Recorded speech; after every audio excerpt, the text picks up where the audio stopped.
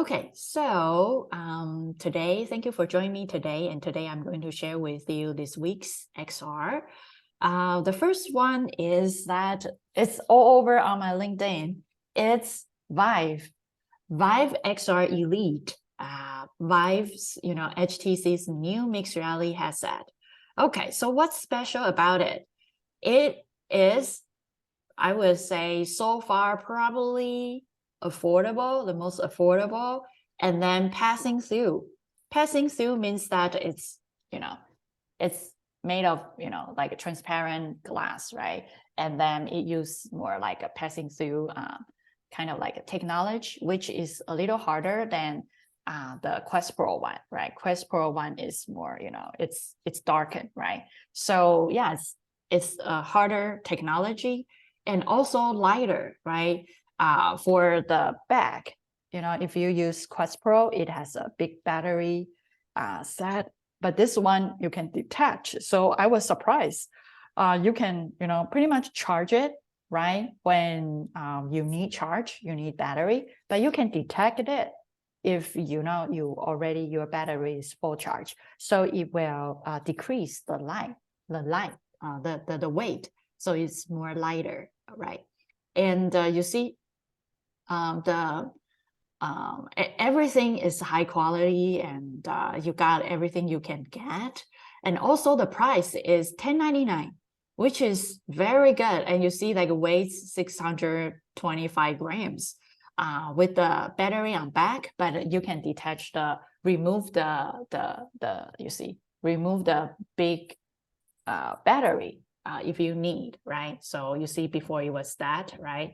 And you can remove this. So yeah, so I would say this is very, very interesting. Yeah, and it has, 100 VR apps. Even though I think in Quest system, it has probably 200 to 300 VR apps. HTC Vive probably only have 100 VR apps, but it will increase if people love to use it, right? More developer will start developing more apps for it. So I would say, wow, this is kind of very amazing, device. We can take a look of the trailer. You can see like the entire device, right? Wow.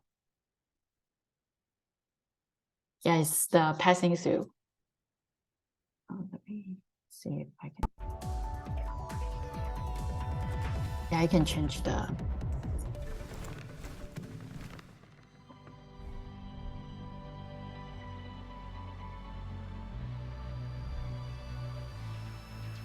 Oh, yeah, you can detach. I think this is a very smart.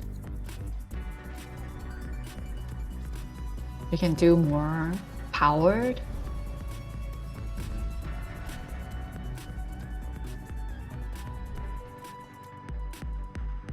Yeah, so I think it's very interesting to see, you see, like the AR glass, it's already involved pretty well. And later on, Apple's AR glass will, join, and I cannot wait. I saw a lot of rumors depicting like Apple's AR glass, and I was thrilled to see how Apple, the device of Apple, we all know it's very good user experience. I'm thrilled to see how Apple's device will, show the I would say premium AR glass.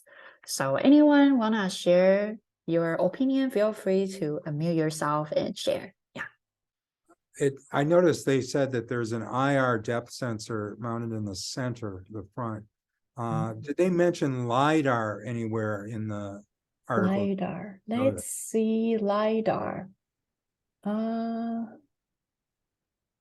You know what? I bought iPhone 14. So I have LiDAR right now. Which one did you get? Max Pro.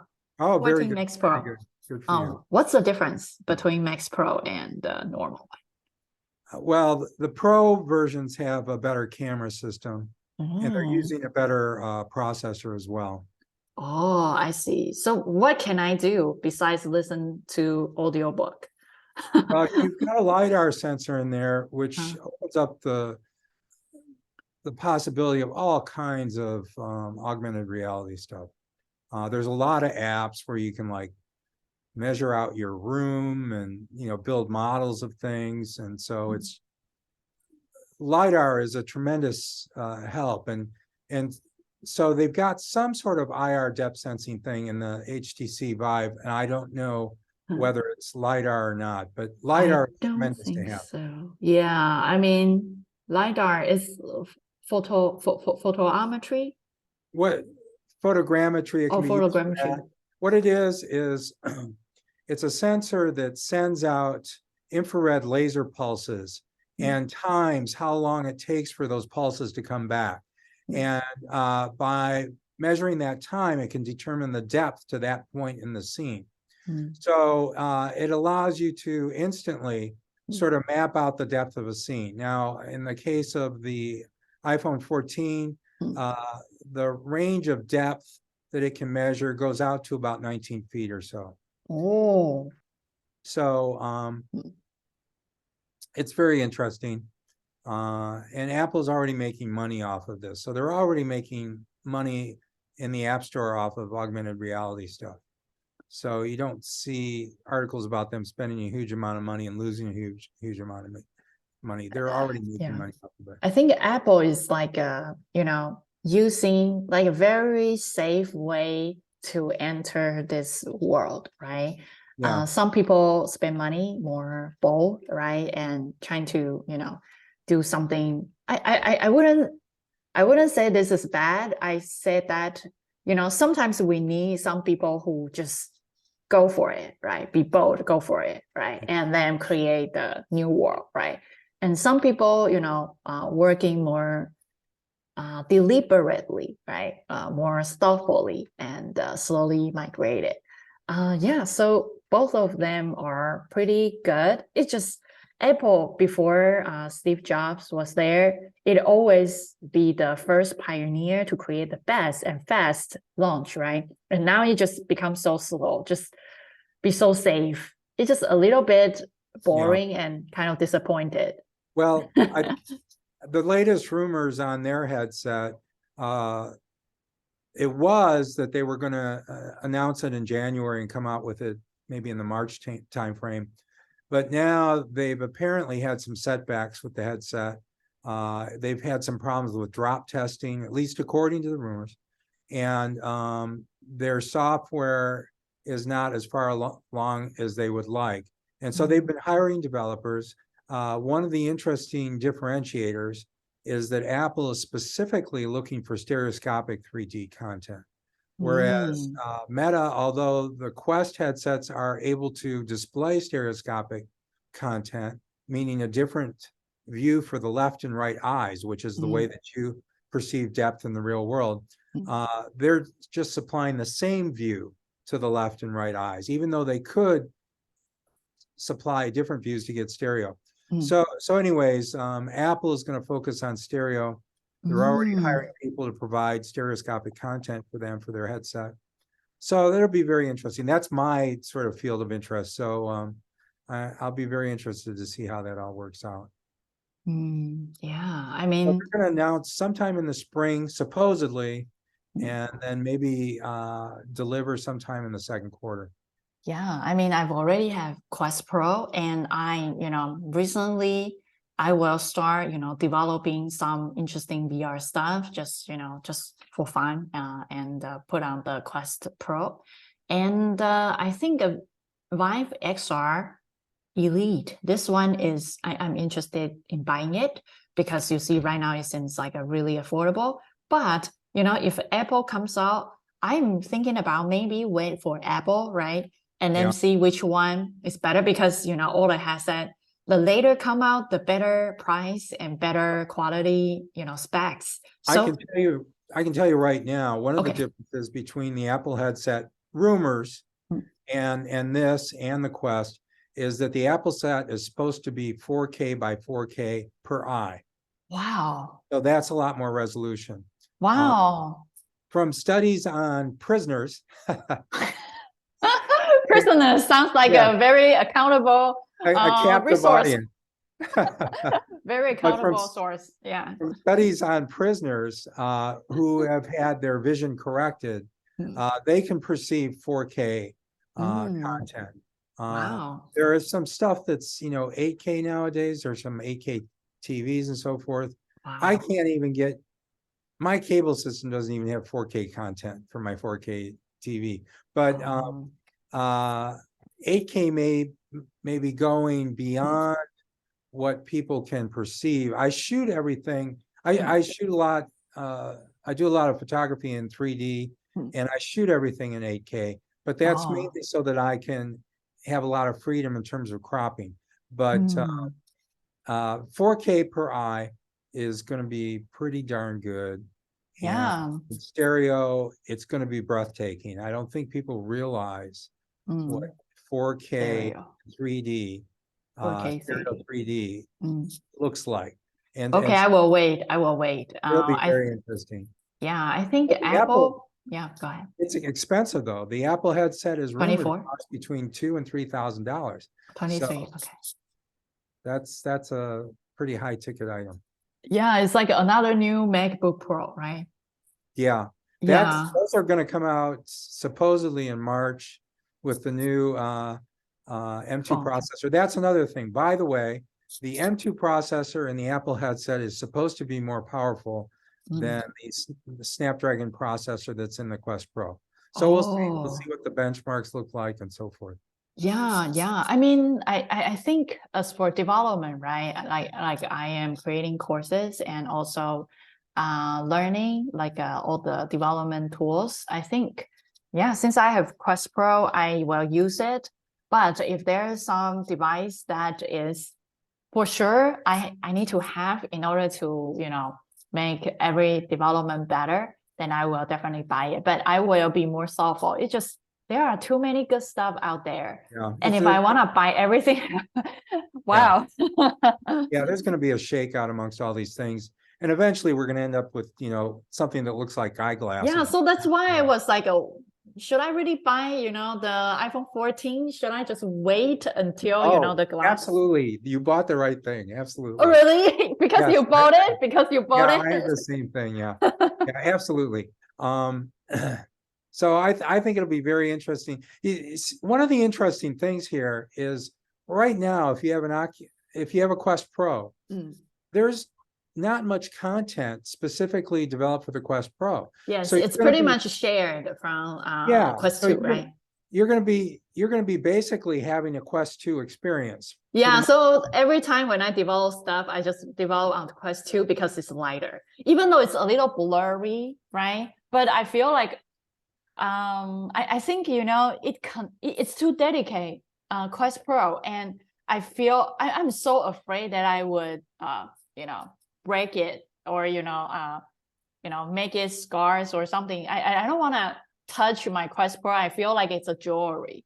It's so dedicated. Yeah, it's so heavy, dedicated, and it consumes a lot of battery. For example, like one time I want to try do some games in Quest Pro, and all of my headset controller was out of battery. I was like, hey, I just charged yesterday. Why today is all running low? Yeah, so I need to recharge it. So Quest 2 for me is like, oh yeah, it's the quality is fine, right? And I can do fast prototype, just use Quest 2.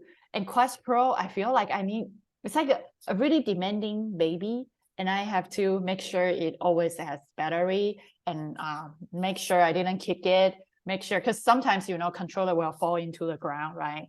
And if Quest Pro's controller is so beautiful design and Quest, the entire thing seems like a glass, right? So what if, if the Quest 2, fall down to the ground or, being crashed, or if I do like some fitness stuff, if it crashed to somewhere, wall or something, I don't feel afraid. But Quest Pro, it feels like, wow, I feel like, and it's so expensive. So when I do Quest Pro, I do feel like I need to be really careful. But for Quest 2, it's just, some stuff that I can just play around. Yeah. I think with the Quest Pro, there's some pros and cons there. The pro is there's a lot of content available already for it, but it's Quest 2 content. Yes. So there's not a whole lot in terms of content developed specifically to take advantage of the Quest Pro. But the avatar, you can change your facial expression. Yeah, Quest Pro. Yeah. Although there was a complaint in one of the reviews that I saw that a person who was trying to use it in meetings, it always looked like they were sleepy because properly pick up their eyes. And now with the Apple headset, when it comes out, it's sort of everything that's developed for it is going to be for that hardware. And so it's going to take full advantage of that hardware. So that's sort of an advantage, but there's not going to be as much stuff available, when it first hits the streets. So, I think it's very similar to iPhone first, right? You get the iPhone and it's just a phone with really beautiful design and a few apps, and you can call, right? But a lot of developers just jump in, and right now it's full of apps. It's very interesting. We're in a very interesting time. One of the things that strikes me is, doesn't this Vive look really steampunkish? Do you notice that? Does that strike you that way? You mean like it looks like a steam or steampunk? With the goggles and all that stuff. How to spell? It's probably like some culture stuff. Steampunk. Yeah, do a Google image search on steampunk, all one word, STEAM, all one word. All one word, steampunk, and do an image search. Wow. There you go. Wow. Yeah, I saw a lot of, like some ancient sci-fi movie, and it has that's something what this like reminds that. me of. Oh, it's called steampunk. It's very interesting. Yeah, I think a lot of design, right? If you type AR glass, it has a lot of steampunks elements in, right? That really looks steampunkish to me. Yeah, and I don't know. I think the future will be very interesting because, for example, right now, you see, Jim, you are in LA, right? I think Kawa is in San Diego. I'm in San Francisco. I think Jacqueline, sorry, I didn't know where you are, but anyway, we all in different places, and we can have 2D meeting, right? Imagine in the future, this can be in 3D space, and we can all in launch, right? And we feel comfortable, express ourselves, right? And then talking about this, and maybe drink a fake coffee, right? Or you know what? Maybe we can drink a real coffee. We just grab it, and we grab it. And when we drink it, there's some fake coffee just pour in our stomach or something, or make us feel like we are drinking it. I don't know. You have to administer the caffeine somehow. Yeah, so it's very interesting that this world, and later on we will connect in more special space. So this is what I'm really excited, is that sometimes you just need to fool your eyes and all your sensors, so you can get another experience, right? It's very similar to Matrix. Maybe we are all little batteries, and everything around us are illusions. Anyway, that's too far. Okay, so another news is on Forbes. The title is called "I've Seen the Future of AR Glasses at CES 2023, and it's amazing." Okay, so what I want to talk about is that this news was written by Barry Collins. So if you went to CES this year, you will see there's a company called Lumus, and it's from Israel. What's cool about their lens is that they can have 4K, 2K resolution. Like 4K movies in high definition on each glass.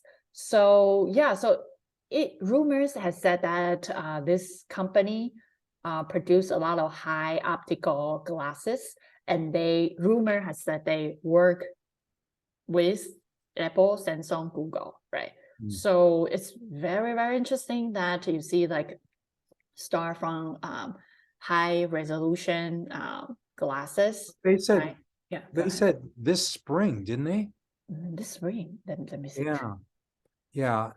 The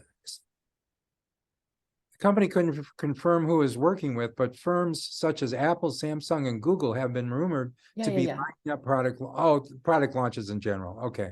I thought maybe it was with these guys. Yeah. It's just something that seems like line up product launch. What does that even mean? It feels like associate, right? Maybe you could get them to give us a talk. That's a great idea. We have 2K members, right? Yeah, that's right. Yeah, I mean, every time when I share, like, I share with the upcoming AI, generative AI, the speaker, he was like, oh, he was so interested. And, his stuff is so interested. I saw the stuff that he shared with me. Right now, people said that this year is the AI year. Yeah. So you see Chat GPT, right? And also a lot of AI stuff. And he is doing AI in XR, and it can generate a lot of different things automatically and change in VR space, which I find out, wow, this is amazing. Imagine, because I listen to one podcast or audiobook, it talks about in the future, what will the ads looks like? It will be, they know everything about me already, right? And then if they want to sell to me, and they will say, hey, on my eyes or somewhere, it will display some ads or some storytelling things, auto-generate according to my personal story. Like, hey, Mother's Day is coming. Your mom, da da da da da, is in da da da da. They know everything about you, and they are trying to sell to you. It's much easier, right? Hey, why not, your mom loves, facial mask. Why not, buy some for her or something, your mom loves cooking. Why not, buy some cooking aware or something, self-aware. So yeah, this will be, very interesting to see all those high tech. So are there any rumors about the price on these glasses for this article? The price, interesting, huh? I can tell you, I went to their site and I just see Lumus. Okay, I went to their site this morning.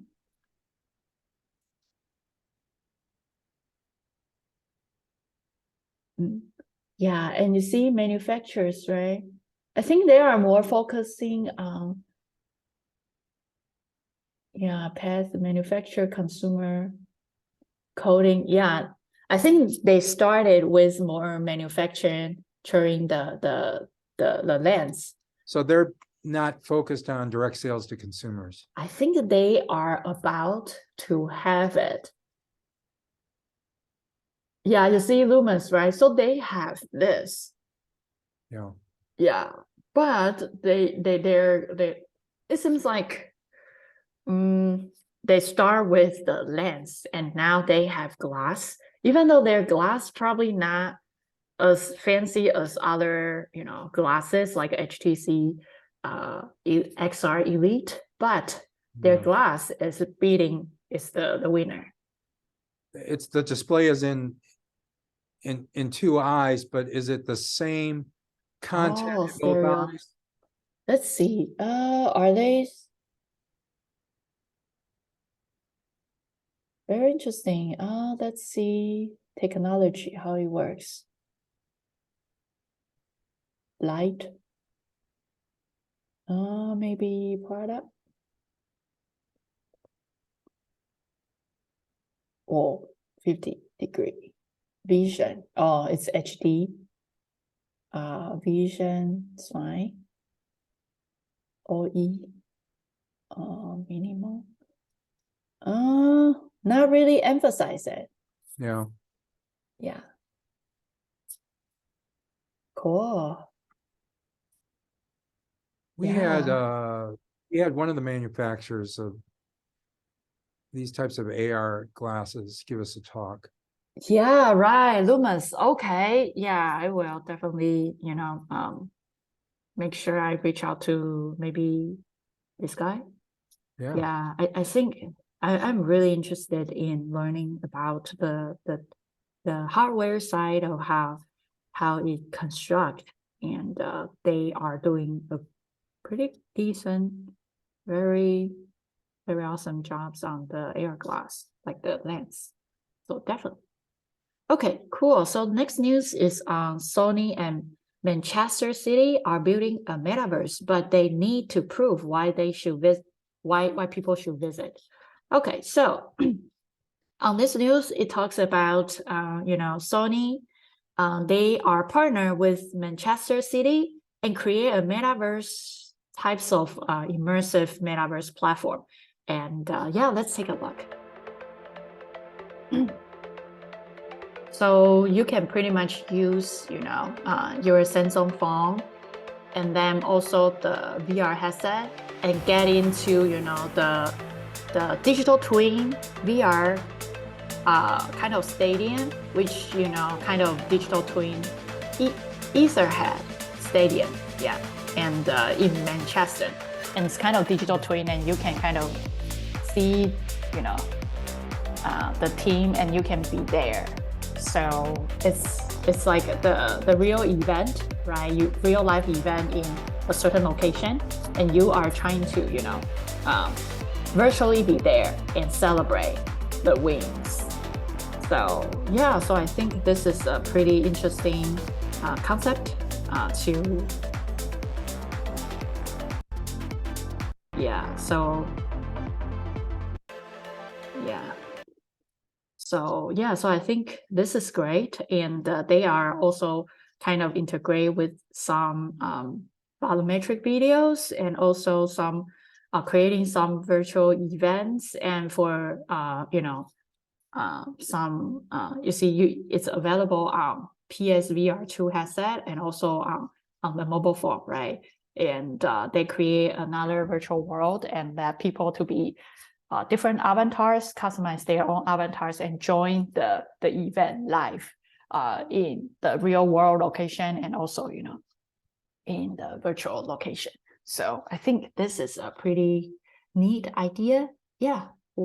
Any thoughts, comments? People are trying to figure out how to integrate sports into all this. So it's an interesting, interesting area.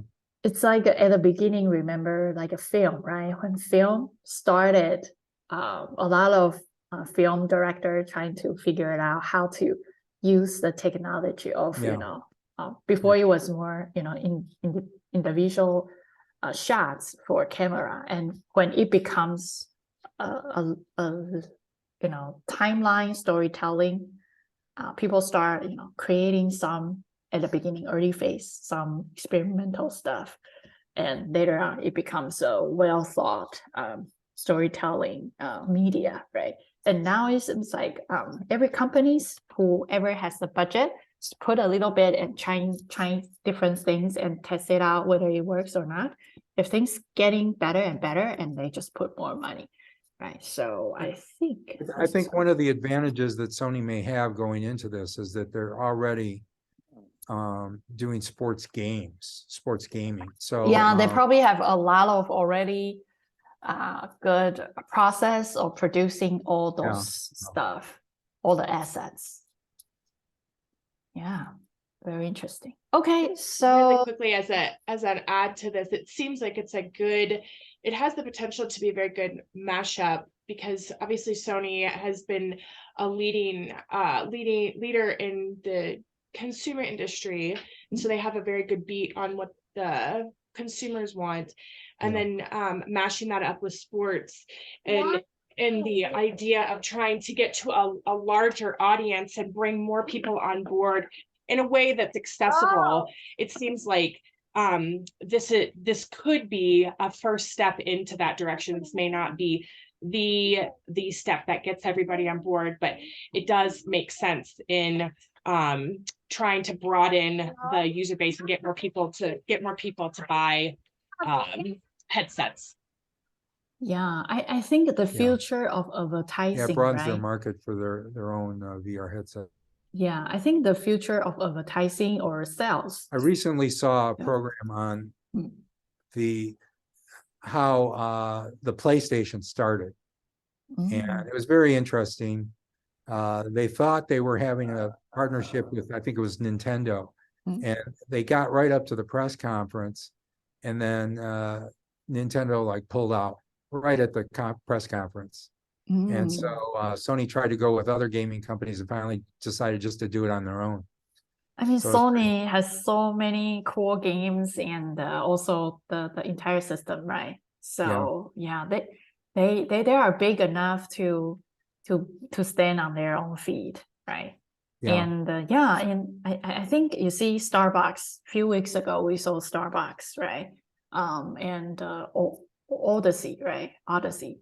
Yeah, so all those stuff, like every company is trying to create their own little metaverse or little verse, right? And they're throwing the spaghetti against the wall to see what sticks. yeah, right. You definitely that's a right way to say it.